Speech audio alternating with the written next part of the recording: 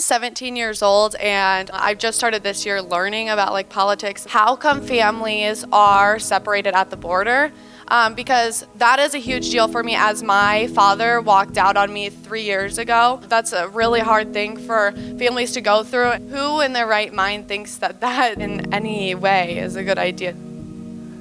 I don't have a good answer for you. I can't look you in the eye and tell you that there's any good reason for this to be going on. Family separation doesn't make us safer. The families we're talking about, they're there because they're running for their lives. You're tapping into your own experience, a tough one, and using it to understand the pain of somebody completely different from you. That's what we got to do across our politics.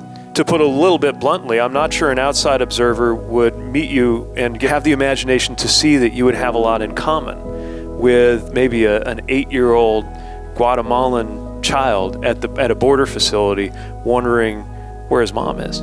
You're participating in a chain of events that just might lead to that child at that border being better off. And if you can summon the imagination through your compassion to see what's at stake for somebody very different from you, the rest of us ought to be able to follow that lead and make sure that our politics is animated with just that kind of compassion and morality instead of letting it turn into a show or a game.